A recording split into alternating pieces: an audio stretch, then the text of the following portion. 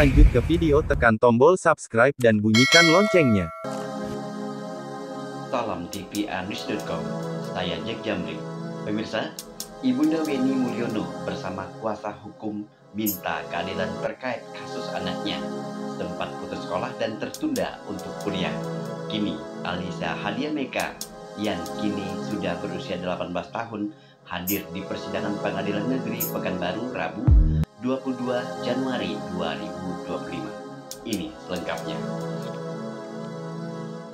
Tetapi pihak Polresta saya tanyakan terus-menerus kenapa maksudnya itu tidak ada kemajuan daripada perkembangan kasus ini.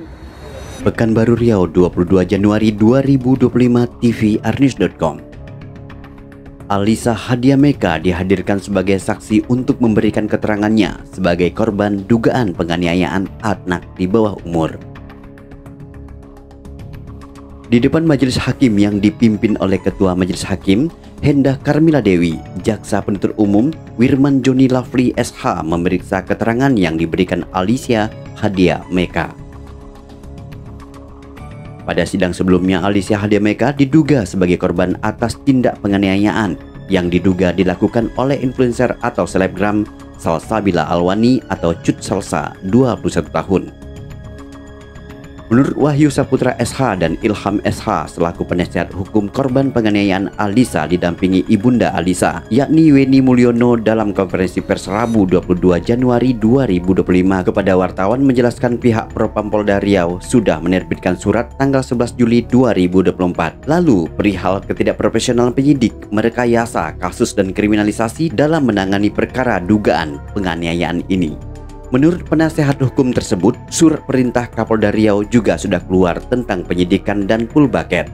Laporan hasil penyelidikan Paminal Polda Riau tanggal 19 September 2024 KTA penasehat hukum tentang ketidakprofesionalan penyidik, merekayasa kasus dan kriminalisasi dalam menangani perkara dugaan penganiayaan. Sehubungan dengan rujukan tersebut di atas, bersama ini disampaikan kepada saudari Weni Mulyono bahwa Subit Paminal Bid Propam Polda Riau telah melakukan penyelidikan dan klarifikasi terhadap Ibtu Irfan Riyadi Putra, jabatan Kasubnit PPA Satreskrim Polresta Pekanbaru, dan hasilnya ditemukan adanya pelanggaran disiplin terhadap tindakan atau perbuatan Ibtu Irfan Riyadi Putra tersebut.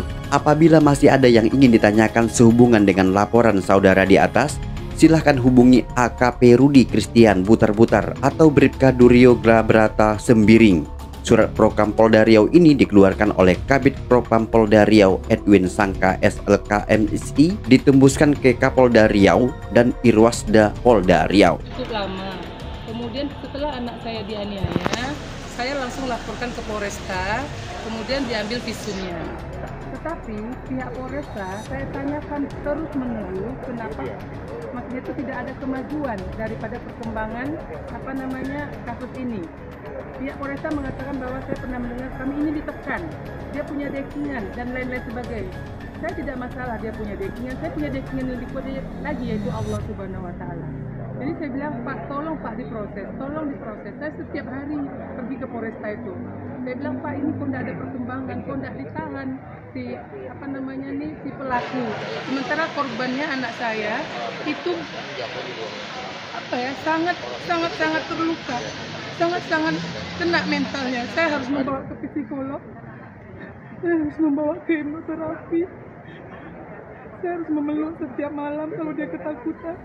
Jadi dia tidak berani. Pengaduan Nyonya Weni ini sehubungan putrinya Alisa korban penganiayaan tersangka selebgram Cut Salsa dijadikan tersangka oleh penyidik Polresta Pekanbaru. Nyonya Weni tak terima anaknya dijadikan tersangka karena anaknya adalah korban penganiayaan selebgram tersebut. Anak saya stres, Pak, dibully dan terganggu psikisnya, mentalnya, sekarang minum obat, lebih parah lagi sakitnya. Tolonglah tegakkan hukum. Saya kecewa sama penyidik Polresta Pekanbaru, juga jaksa dan pengadilan. Jelas Nyonya Weni berurai air mata di depan puluhan wartawan di Pekanbaru Riau 22 Januari 2025. Anak-anak ini adalah masa depan bangsa. Kemudian yang kami sangat sayangkan, di satu sisi pelaku tidak ditahan, Kenapa saya sangat sayangkan? Karena di media sosial keluarga dari Bu Weni, keluarga besar dari Bu Weni dan Pak Putra ini saat ini sangat banyak dibully di media sosial dengan hal-hal yang negatif dan video dan foto-foto yang kita sama-sama sudah dengar tadi di pengadilan dan diakuin, dan itu dalam pengawasan orang tua. Alisa ini bukan anak yang buruk, tetapi ini dalam pengawasan orang tua. Semua kegiatan Alisa itu dalam pengawasan orang tua semua, dan itu tanggung jawab dari orang tua. Tetapi kabar-kabar miring tentang Alisa ini sangat disayangkan, dan saya sangat menyayangkan kembali perbuatan dari Cut Salsa. Tidak ada penyesalan terhadap perbuatan yang sudah dilakukan, malah kita sama-sama lihat tadi di persidangan dia seolah-olah menantang bahwasannya dia tidak bersalah dan dia sudah melaporkan balik. Sementara atas laporan Cut Salsa yang terhadap anak-anak dari Bu Weni, yaitu Alisa, itu telah mendapatkan putusan, ataupun kami pernah melapor ke Propam dan itu sudah mengeluarkan hasil dari Propam itu tersebut, bahwasannya hasil dari Propam itu, penyidik dari Polresta itu sangat terlalu cepat untuk menentukan anak sebagai tersangka, yang mana itu sudah ada suratnya pada Bu Weni. Nanti akan ditunjukkan, diperlihatkan. Jadi kami pada intinya untuk kasus anak dari dinas maupun dari kami secara pribadi sebagai kuasa hukum Alisa, kami memohon keadilan untuk anak sebagai korban penganiayaan, supaya hal-hal seperti ini tidak terjadi lagi dan tidak dianggap sepele terhadap penganiayaan, walaupun menganggap ini kasus piring yang hanya luka, yang hanya secara fisik hanya memar dan sebagainya, tetapi di sini yang paling kita khawatirkan adalah luka dari psikologi, mental, yang sama-sama kita lihat. Untuk hari ini kami sangat bersyukur terhadap Alisa yang memang mentalnya sudah kembali. Sama-sama kita lihat tadi Alisa sudah bisa menjawab semua pertanyaan-pertanyaan tanpa gugup, ya walaupun memang secara mental dia belum sembuh banget gitu loh, masih perlu pendampingan dari Dinas PPA Provinsi Riau. Tetapi kami hari ini perkembangannya udah sangat-sangat maju lah untuk mental. Tetapi saya mengingatkan untuk kasus penganiayaan jangan dianggap sepele, karena kasus-kasus penganiayaan perundungan itu sangat berbahaya untuk mental. Itu bisa menyebabkan, ya contohnya udah kita lihat sendiri, Alisa saat ini tidak bersekolah, tidak kuliah, diakibatkan karena mentalnya sekarang lagi ketakutan.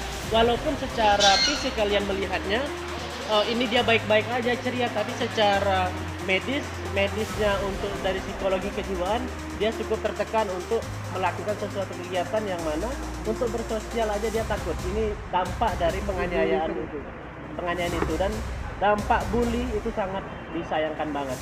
Maka dari itu saya meminta kepada teman-teman wartawan juga di sini mendukung program dari pemerintah UPT PPA Provinsi dalam melindungi terhadap hak-hak anak. Perundungan, pembulian itu kita stop lah, pembulian, jangan ada penganiayaan dan jangan anggap sepele penganiayaan ringan, karena penganiayaan di sini ini sangat beresiko terhadap mental anak. Sekali lagi saya Arman Pasbar, Jack Jamri bersama TVRnews.com. Sementara itu, sidang di Pengadilan Negeri Pekanbaru menghadirkan terdakwa selebgram Cut Salsa berlangsung 22 Januari 2025 dengan agenda mendengarkan keterangan-keterangan saksi. Cut Salsa didampingi penasihat hukumnya Daud Pasari, SH. Saya Jack Jamri bersama TVRnews.com. Sampai jumpa.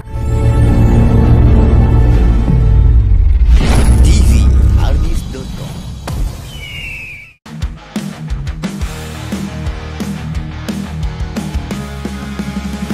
TVR News selalu terdepan, sumber informasi jelas dan terpercaya. Setiap detik kami siap sedia. Jangan lewatkan kabar yang terbaru. TVR News untukmu selalu. TVR News selalu di hati.